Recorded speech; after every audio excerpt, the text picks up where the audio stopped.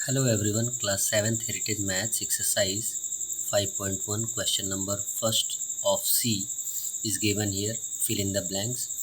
Fill in the blanks में 5 parts दिए गए हैं। एक है एक्सप्रेशन, दूसरा है मीनिंग और तीसरा है एक्सपोनेंट और फोर्थ नंबर पे दिया गया है बेस और फिफ्थ नंबर पे दिया गया है वैल्यू। एक्सप्रेशन में आपको दिया गया है -1 पावर 8। तो मीनिंग मीन्स होता है यानी जितने टाइम्स आपको दिया गया रहता है उतने टाइम्स आपको मल्टीप्लाई करना रहता है।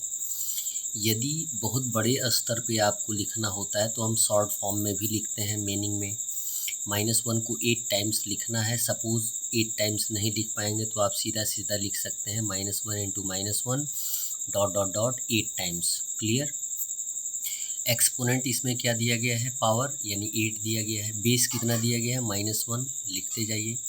अब वैल्यू फाइंड आउट करना है तो -1 का पावर 8 है। किसी भी निगेटिव इंटीजर का पावर यदि इवन टाइम्स होता है तो उसका वैल्यू क्या आता है, पॉजिटिव आता है। ये क्लियर है। यानी -1 को 8 टाइम्स मल्टीप्लाई करेंगे तो +1 आंसर आ जाएगा।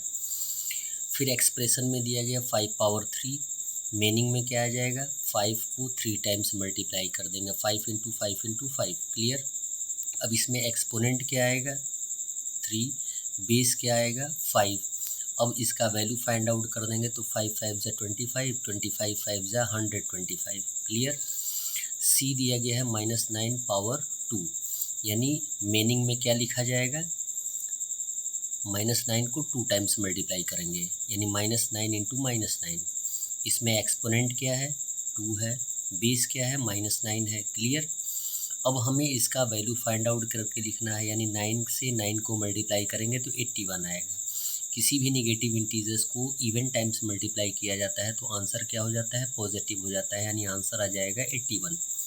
क्वेश्चन नंबर 2 दिया गया है फाइंड द वैल्यू।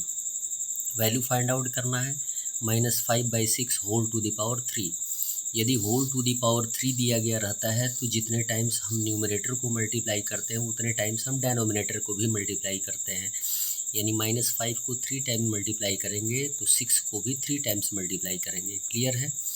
और यहाँ पे -5 जो है वो निगेटिव है और ऑड टाइम्स में है तो आंसर क्या होगा, निगेटिव ही होगा। मल्टीप्लाई कर देंगे, 5 5 ज़ा 25 और 25 5 ज़ा होता है 125। आंसर आ जाएगा -125। अब 6 को भी मल्टीप्लाई कर देंगे, 6 6 ज़ा 36, 36 6 ज़ा हो जाएगा 36 में 6 से मल्टीप्लाई कर देंगे 216। आंसर आ जाएगा -125/216।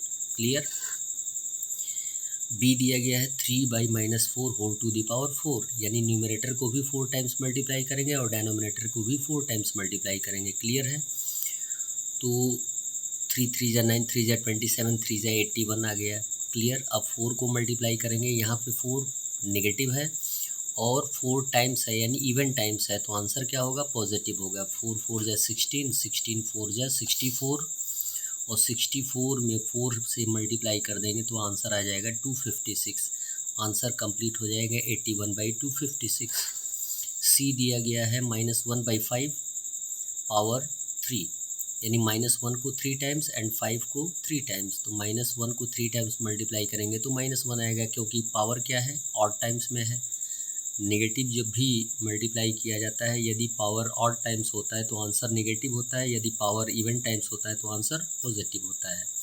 तो -1 को 3 टाइम मल्टीप्लाई करेंगे तो -1 और डेनोमिनेटर 5 इंटू 5 इंटू 5 को मल्टीप्लाई करेंगे तो 125 आएगा। 5 5 ज़ा 25, 25 5 ज़ा 125। आंसर आ जाएगा -1/125। डी दिया गया 5/6 होल टू द पावर 4। यानी 5 को 4 टाइम्स मल्टीप्लाई करेंगे, 6 को 4 टाइम्स मल्टीप्लाई करेंगे। 5 5 ज़ा 25, 25 5 ज़ा 125 और 125 5 ज़ा होता है 625। क्लियर है। ये मल्टीप्लिकेशन है। 6 6 ज़ा 36 और 36 में 6 से मल्टीप्लाई करेंगे, 36 में 6 से मल्टीप्लाई करेंगे तो आपका आ जाएगा 216। 216 में 6 से मल्टीप्लाई करेंगे, 216 में 6 से मल्टीप्लाई करेंगे तो आंसर आ जाएगा 1296। तो आंसर हमारा आ जाएगा 625/1296। क्वेश्चन नंबर 3 दिया गया है एक्सप्रेस इन एक्सपोनेंशियल फॉर्म, यानी एक्सपोनेंट यानी पावर के रूप में आपको रिप्रेजेंट करना है। ए दिया गया 2 into 3 into 2 into 3 into 2 into 3, यानी अब अंडरलाइन कर लीजिए 2 कितने टाइम्स है, 3 टाइम्स है, तो 2 का पावर कितना हो गया 3, इंटू का सिंबल, 3 कितने टाइम्स है 3 टाइम्स है, यानी 3 का पावर हो जाएगा 3। क्लियर है। इसको हम कैसे एक्सप्रेस कर सकते हैं, यदि बेस अनइक्वल होता है और पावर इक्वल होता है तो हम इसको इस तरीके से भी एक्सप्रेस कर सकते हैं, a into b whole to the power 3, यानी 2 into 3 whole to the power 3। इसको ऐसे भी लिख सकते हैं, कैसे लिख सकते हैं, 2 और 3 से मल्टीप्लाई कर देंगे तो 3 2 जा हो जाएगा 6 का पावर कितना हो जाएगा 3। क्लियर। b दिया गया है, b कितने टाइम्स है 5 टाइम्स, तो b का पावर 5, हमें केवल एक्सपोनेंशियल फॉर्म में एक्सप्रेस कर देना है। 6 जो है 7 टाइम्स दिया गया तो 6 का पावर हो जाएगा 7। डी दिया गया है ए कितने टाइम्स है 2 टाइम्स, यानी ए स्क्वायर हो जाएगा ए का पावर 2, और बी कितने टाइम्स दिया गया है 3 टाइम्स दिया गया है तो इंटू बी का पावर 3। इसको हम शॉर्ट फॉर्म में ऐसे भी लिख सकते हैं ए स्क्वायर बी क्यूब। क्लियर है। ई दिया गया 7/8 4 टाइम्स है, तो यानी 7/8 power 4 whole to the power 4 आना चाहिए, या तो आप 7/4/8/4 लिखिए या होल टू दी पावर 4 लिखिए।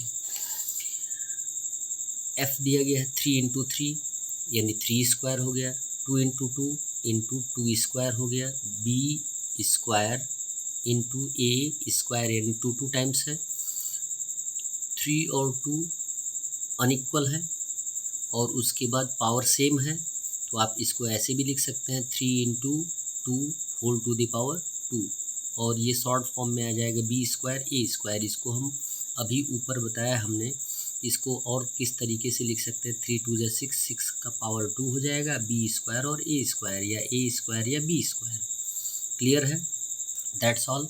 वीडियो को लाइक करें और चैनल को अवश्य सब्सक्राइब करें। चैनल का नाम है न्यू एरा कोचिंग सेंटर, जिससे आपको डिटेल्ड हिस्ट्री मिलती रहेगी। धन्यवाद।